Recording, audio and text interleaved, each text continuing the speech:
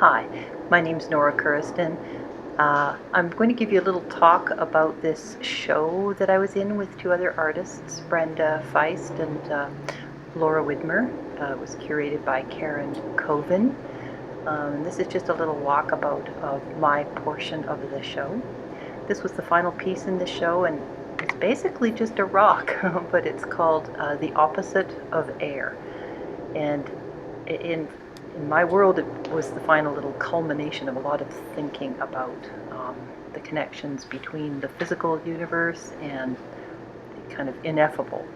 So wind became the thing that I was talking about mostly, wind and air.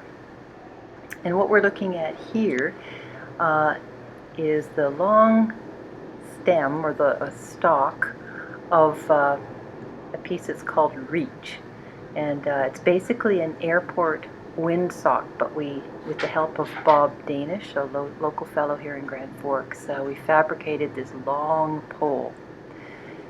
And one thing that I really liked was it kind of sliced through this little piece of the gallery that most people don't notice, this one little portion beside the stairs that actually goes from the ground floor up to, this is the second floor, the landing, and goes right up to a really tall, high ceiling.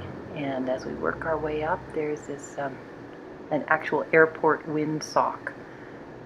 And the idea is the poor guy, he's trying so hard, and basically he still didn't find the wind. He's just sort of stuck at the top of the ceiling. And that piece is called Reach. Just kind of going down it again just to get the idea of the length of it. One of the key things I liked about that, though, was really the idea that it activated that little space that actually pierces through from the ground floor up to the ceiling, a little space that a lot of people don't notice. And now we're moving into the entrance of my portion of the show in the East Gallery. This is at Gallery 2 in Grand Forks. It's a beautiful gallery. It's also my hometown.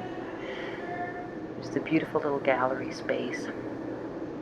What we're looking at here is on this wall is a piece called Wind Fence.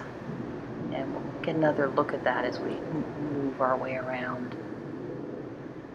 We're going to start over at this edge of the room. And it's a little piece. It's untitled, and basically it's a wing that I carved with my wood carving group. And I wanted it to seem a little bit forlorn, a little out of place. Initially it was called Failure of Lift, but in the end I'd left it untitled. And I wanted it to be sort of just sticking out of the wall, almost looking a little bit sad, but I realized it needed to be lit, so we could put that little spotlight on it. Now we're moving to a piece called Wind. It's a piece of metal that basically it's a found object, but I just love the way it's just sort of tilted up at one corner, and the idea of the wind creating that kind of an effect on such a heavy, hard object. And the way Ted Fogg, one of the curators at the gallery, placed it with the light coming through, I thought was just brilliant. I hadn't thought of placing it that way, but I just love that. Ted Fogg is a brilliant curator. And now we're just going to move slowly over to, we're not going to see much of the projection, but this was a piece that I did up in Rolla, up in the northern part of the province. It was called Machine for Making a Heart-Shaped Wind. And this is just a little idea of how it's projected on the wall. I won't show the whole thing because you can see that elsewhere on the website. The whole film is up. Now we're going to go back to Wind Fence. Basically, it's a single strand fencing wire, and I just love the idea of this fence trying to hold the wind, but obviously it can't. And this is perhaps what the wind might do to it if it did attempt to hold it in. And I just love the way the wire becomes almost like a line drawing. a three-dimensional line drawing, and then with the shadows and whatnot. So that's wind fence. I actually made a wind fence outside the gallery as well. It doesn't show up on this little video, but it's the same kind of a thing with the single wire, but it's suspended in the trees outside gallery too. And I think there's elsewhere in my website here, there's some pictures of that version, that incarnation of the wind fence. Again, I'm just sort of looking at the idea of this unseen thing, and the kind of effects that it can create in the physical world. That's really what I'm looking at in this show, and the wind became kind of a metaphor for that, and it continued to become even a stronger metaphor as I continued to make the work that was just related to this subject.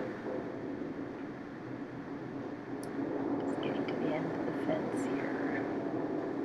And I wanted it to appear that it was just coming through the wall of the gallery, and again just sort of extending the length of the gallery and then just disappearing out through the wall again.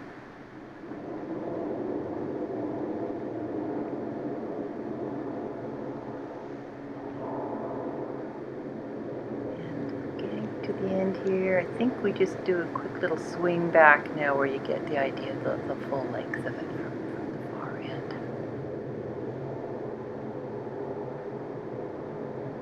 Get a little bit of a sense of the entire installation, how it was laid out.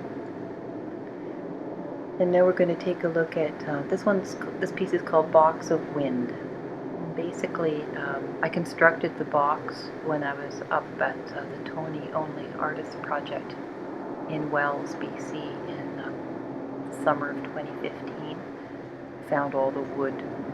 Basically, they have a wonderful dump there that you're allowed to go and take things from, and so I found the wood, cleaned it all up, and constructed this box. And you can hear the wind caught inside, and if you get up close, you actually can feel a little bit of wind squeezing out through the cracks in the box. And now we're moving along to the final piece in the show. It's called Who Has Seen the Wind?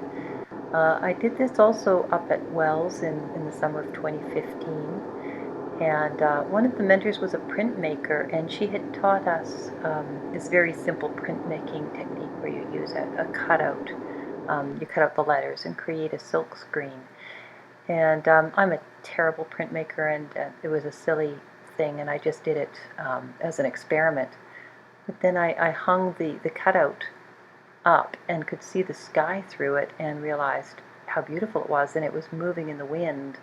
We're just looking at the final still right now, but as it was moving through the wind, I thought it was really quite beautiful and evocative, because in a way it was asking the question, who has seen the wind, and answering it at the same time, because the viewer actually was seeing the wind because of the movement of the paper. So that ends the show, and thank you very much for joining me on this little walkabout.